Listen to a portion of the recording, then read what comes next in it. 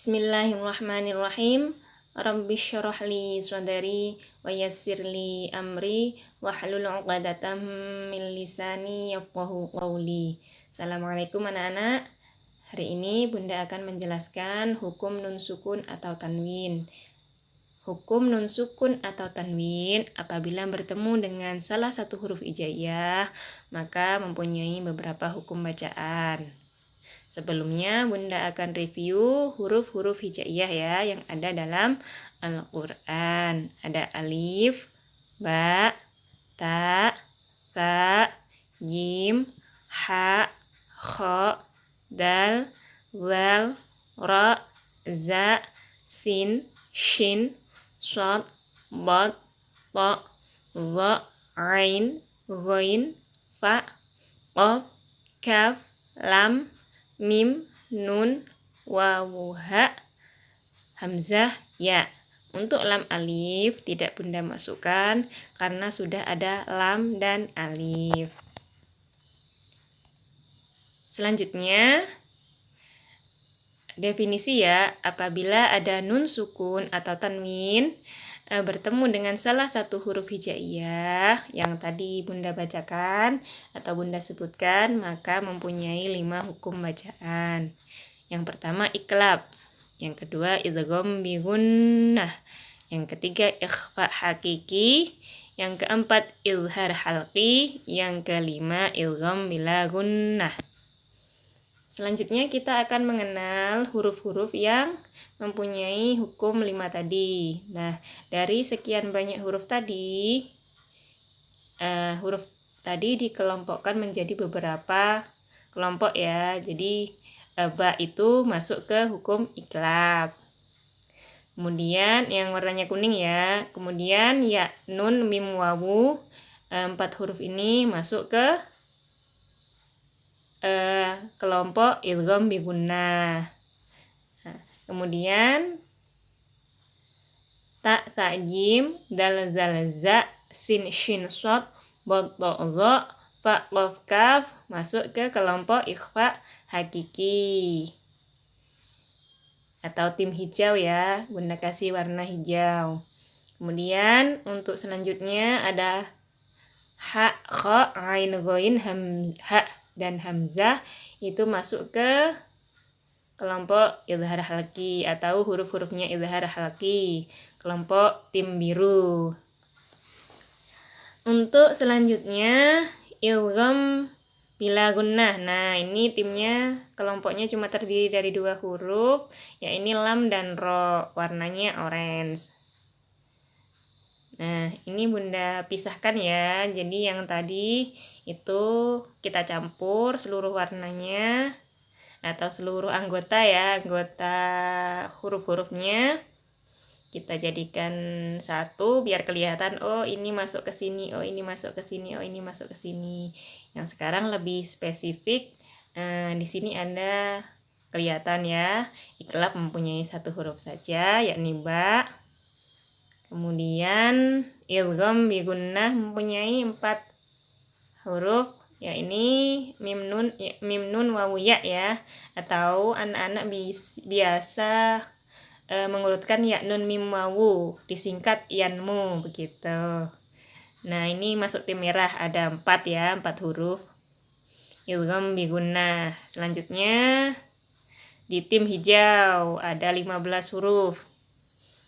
Yang disebut ikhfa hakiki, ada ta, tha, jim, dal, zal, za, sin, shin, shad, bad, ta, dha, fa, qaf, kaf.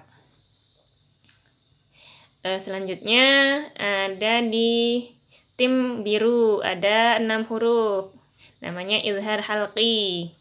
Hurufnya ha, kha, ain, ghain, ha dan hamzah. Anak-anak biasanya mengurutkannya hamzah, ha, kha, ain, ghain. Ada 6 huruf ya. Yang terakhir adalah idgham bila gunnah. Kelompoknya hurufnya terdiri dari 2 ya. 2 huruf yakni lam dan ro. Nah, anak-anak rata-rata itu sudah hafal untuk huruf iklab, untuk huruf idgham bi gunnah. sama idgham bila gunnah. Untuk ikhfa dan ilhar, rata-rata anak-anak itu susah membedakan mana yang dibaca jelas, mana yang dibaca samar. Nah, dari sini anak-anak nanti Bunda tekankan untuk menghafalkan huruf-huruf ilhar ya.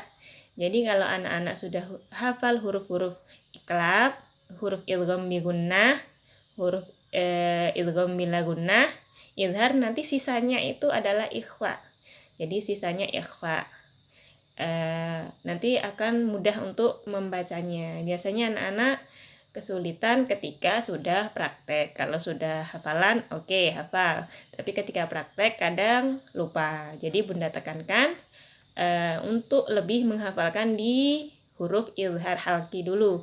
Mana yang jelas, nanti kalau sudah bisa praktek ilhar, oh ini ilhar. Nanti baru sisanya, oh kalau ini bukan huruf ilhar, bukan huruf iklab, bukan huruf idgham bi gunnah, bukan huruf idgham bila gunnah. Jadi oh ini pasti ikhfa. Gitu ya kalau mau praktek yang paling mudah. Dengan menandai huruf-huruf yang jumlahnya paling sedikit. Ya. Kalau ikhfa memang hurufnya lebih banyak daripada yang lain. Jadi kadang anak-anak secara praktek kadang lupa. Oke ya, Bunda lanjutkan. Untuk alif. Nah, alif kenapa ini kok tidak masuk? Kenapa dia tidak masuk ke iklab, idgham bi gunnah, ikhfa hakiki, idhar halki, atau idgham bila gunnah? Ayo, ada yang tahu jawabannya? Kenapa alif tidak masuk ke sana tadi, ke salah satu dari 5 tim ini ya, tidak masuk ke 5 tim. Padahal ada yang timnya sedikit ini anggotanya, hurufnya. Kenapa alif ini tidak termasuk masuk ke dalam salah satu tim? Nah, alif itu memang tidak dimasukkan di sana karena alif itu tidak bisa diharokati ya. Jadi sudah digantikan oleh hamzah. Ini Bunda bahas perbedaan alif dan hamzah ya. Jadi alif dengan hamzah itu berbeda. Kalau alif itu tidak bisa diberi harokat. Jadi dia biasanya untuk huruf mat ya, untuk tanda mat. Seperti mat tabi'i itu kan ada fathah, diikuti alif, dhamma, diikuti wawu sukun, kasrah, diikuti ya sukun, begitu. Jadi alif memang tidak dimasukkan ke situ karena dia tidak bisa diberi harokat. Nah, seperti itu ya. Kira-kira nanti kalau memang ada kesalahan bisa dikoreksi ya. Untuk hamzah itu bisa diberi harokat. Kalau hamzah, anak-anak tadi sudah tahu kan, dia masuk ke dalam timnya ilhar atau huruf yang dibaca jelas. Ya, huruf-huruf yang dibaca jelas ketika bertemu dengan nun sukun atau tanwin bertemu dengan hamzah, maka dibaca jelas. Yang dibaca jelas dua-duanya.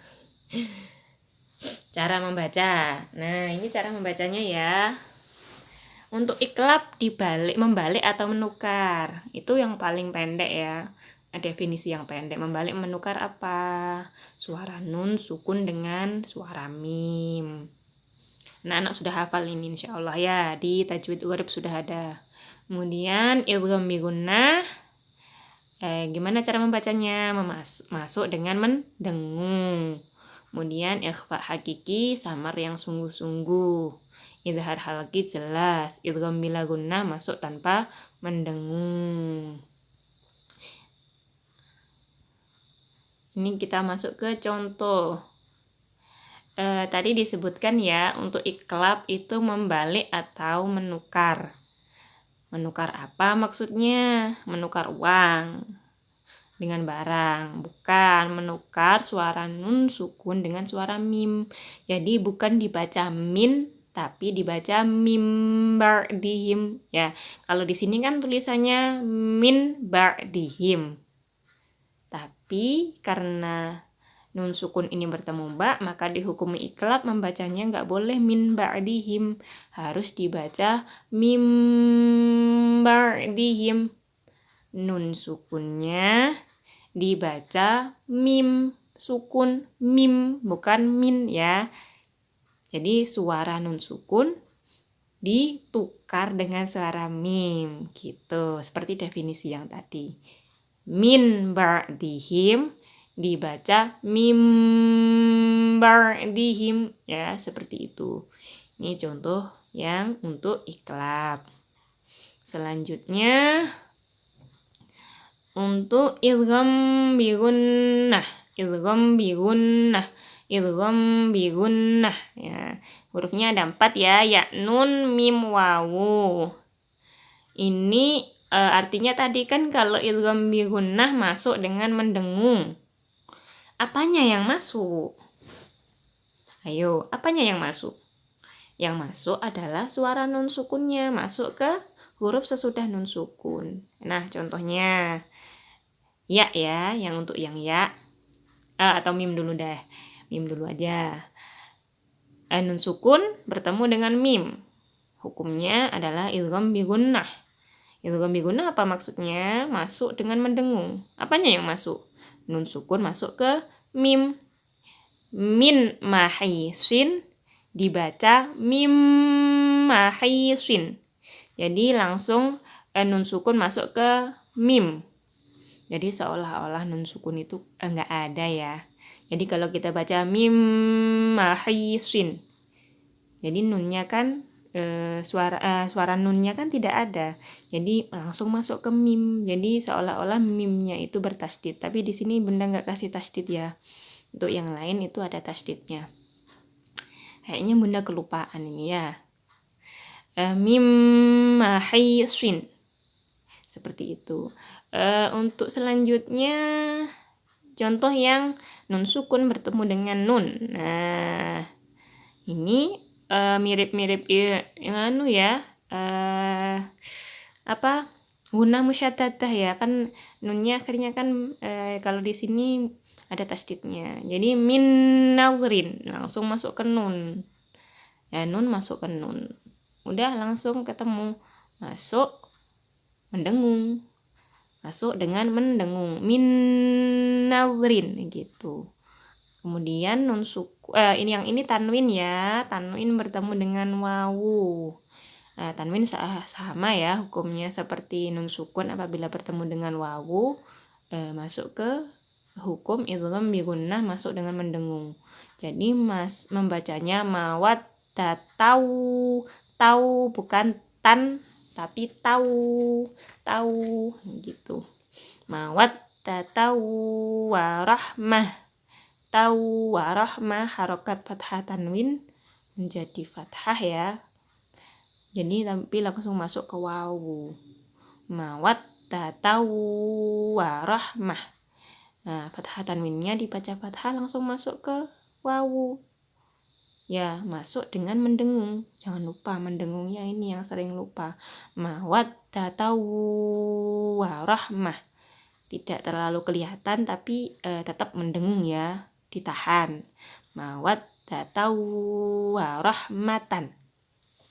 Selanjutnya nun sukun bertemu dengan ya. Ini yang terakhir ya. Nun sukun bertemu dengan ya nih contohnya. Masuk dengan mendengung. Ini nunnya malah nggak kelihatan ya. Malah langsung ke ya-nya. Mai langsung masuk ke ya. Mai bukan man tapi mai. Mai masuk dengan mendengung, ditahan. Mai itu ada dengungnya. Ya, coba dipraktekkan nanti ada dengungnya. Mai yasya'u, seperti itu ya. Untuk idgham bi gunnah masuk dengan mendengung. Selanjutnya contohnya ikhfa hakiki ada 15 huruf. Cuman Bunda nggak kasih contohnya semua. Kalau dikasih contoh semua banyak ya. Bunda ambilkan yang sedikit. Nah, ini wa antum. Ini samar. Kalau yang di definisi tadi itu kan samar. Tapi ada definisi yang samar masuk mendengung gitu. Jadi cara membaca ikhfa itu samar itu gimana maksudnya ya? Samar Samar, nun sukunnya dibaca samar, bukan wa antum tapi wa antum. Masuk, samar, masuk itu maksudnya ketika kita mengucapkan bibir kita itu langsung membentuk makhraj huruf sesudah nun sukun gitu. Itu samar, masuk, kemudian mendengung ditahan ya. Jadi membacanya wa antum. Nun sukun bertemu tak ya, yang ini tak itu kan meringis. Jadi setelah ketika mengucapkan wa itu bibirnya langsung membentuk makhraj huruf ta atau makhraj huruf sesudah nun sukun. Kalau ikhfa seperti itu. Wa antum. Jadi kalau di sini nun sukun bertemu ta, ketika mengucapkan wa itu langsung meringis karena makhraj ta itu kan meringis. Wa antum dan ditahan ya. Samar, masuk, mendengung gitu. Kemudian contoh yang selanjutnya, nun sukun bertemu dengan wal. Wal itu mulutnya gimana kalau mengucapkan wal? Mangap ya, nggak mencucu dan juga nggak meringis. Jadi ketika nun sukun bertemu dengan wal, dia samar. Mil langsung membentuk makhrajnya zal. Mil zunubi gitu. Ya, untuk selanjutnya ada tanwin bertemu dengan kaf. Ini tanwin bertemu kaf. Sama ya hukumnya ikhfa apabila nun sukun atau tanwin bertemu dengan salah satu huruf 15, dalam hal ini kaf, maka dibaca ikhfa hakiki atau samar, masuk, mendengung gitu. Gimana membacanya? Ya, yang seperti nun sukun tadi, tanwinnya dibaca rasulin ka itu kan hamas. Ketika mengucapkannya ya, bukan mengucap sampai bunda keliru mengucapkannya. Ketika mengucapkan tanwin rasulin, maka mulut kita langsung membentuk huruf kaf. Kaf itu mangap, berarti langsung mangap. Rasulin karimin. Jangan lupa ditahan dengungnya. Anak-anak itu samar, masuk, mendengungnya itu ditahan. Jangan lupa. Anak-anak yang sering lupa itu juga sering lupa ditahan ya. Jangan lupa ditahan. Rasulin karimin. Selanjutnya itu bunda kasih contoh zo. Nah, ini agak beda ya. Kalau zo itu kan mencucu ya kan. Zo mencucu, maka ketika mengucapkan tanwin atau samar, langsung bibirnya mencucu membentuk huruf zo. Libar bing zo. Jadi ketika mengucapkan libar bing, langsung bibirnya mencucu pelan-pelan ya. Bing zohiro, libar bing zohiro, seperti itu ya. Ingat, samar, masuk, mendengung. Samar bing zo, masuk itu bibirnya langsung membentuk makhraj huruf sesudahnya.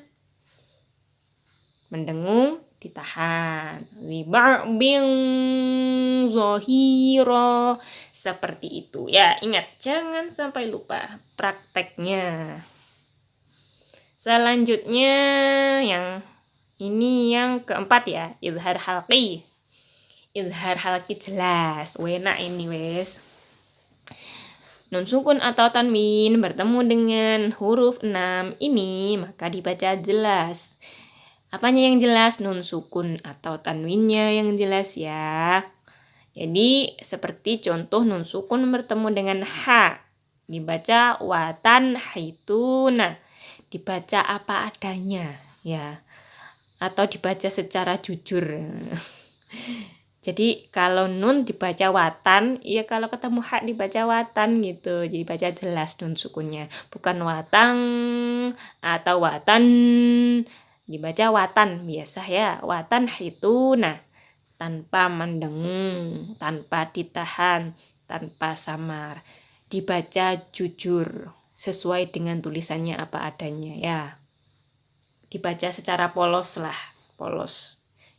Kalau orang yang belum tahu hukum nun sukun atau tanwin ini pastikan dibaca watan haitunya, watan haituna.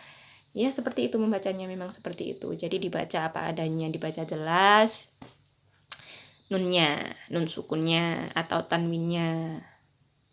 Fa in khiftum, nun sukun bertemu kha dibaca jelas. Fa in khiftum, tidak masuk, tidak samar, tidak mendengung dan tidak yang lain ya. Kemudian an'amta, nun sukun bertemu ain dibaca an, nun sukunnya dibaca jelas, ainnya juga dibaca jelas, an'amta. Kemudian nun sukun bertemu ha min hadin, nun sukunnya dibaca jelas.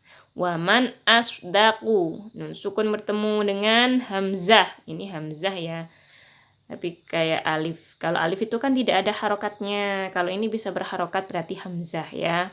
Waman asdaku. Waman asdaku. Jadi nun sukunnya dibaca jelas, polos, apa adanya. Ya, ini anak-anak harus ingat yang ini 6. Nanti kalau 6 ini sudah hafal, prakteknya nanti di ikhfanya lebih mudah. Kalau iklab mah anak-anak sudah hafal pasti, karena biasanya di baknya ada tanda mimnya kecil. Di nunnya itu kalau iklab ada tanda mimnya kecil. Kalau idgham bi gunnah dan bila gunnah sudah ada tasdidnya. Nah, kalau ikhfa sama ilhar anak-anak sering keliru. Makanya anak-anak harus dihafalkan yang ilharnya ini, bacaan yang polos, yang jelas, yang apa adanya ya. Ilhar dibaca jelas, nun sukunnya atau tanwinnya dibaca jelas. Hafalkan ini prakteknya. Nanti insya Allah untuk ikhfa ngikut. Nah, ini yang terakhir ya, ilgham bila gunnah, masuk tanpa mendengung. Masuk tanpa mendengung ya masuk, tapi nggak mendengung gitu. Apanya yang masuk ya? Tadi yang nun sukun itu tadi masuk tapi tidak mendengung ya. Nun sukun masuk ke ro, nun sukun bertemu ro, masuk ke ro tapi tidak mendengung. Berarti kalau tidak mendengung ya tidak mendengung. Mirabbihim, biasa mirabbihim, mirabbihim. Nun sukun bertemu lam, miladungka, bukan mingladungka ya, tapi miladungka, miladungka. Hampir sama seperti ilgham bi gunnah. Ya bedanya kalau ini bila gunnah berarti tanpa mendengung, kalau yang bi gunnah dengan mendengung ya. Tuh, sudah paham kan? Harus sudah paham, tinggal prakteknya. Anak-anak insya Allah ini sudah paham semua kalau untuk hukum nun sukun dan tanwin. Prakteknya aja kadang yang kebolak balik ya. Jadi mudah-mudahan presentasi Bunda ini membantu kalian untuk lebih bisa memahami hukum nun sukun atau tanwin. Ya, yang 5 tadi terutama pada hukum ikhfa dan izhar. Jika ada pertanyaan, silahkan tanya Bunda langsung. Mudah-mudahan anak-anak diberikan kemudahan dalam belajar, kemudahan dalam memahami, mendapatkan ilmu yang berkah dan bermanfaat di dunia dan di akhirat. Amin. Sudah cukup sekian dari Bunda. Bunda akhiri, wassalamualaikum warahmatullahi wabarakatuh. Bye-bye.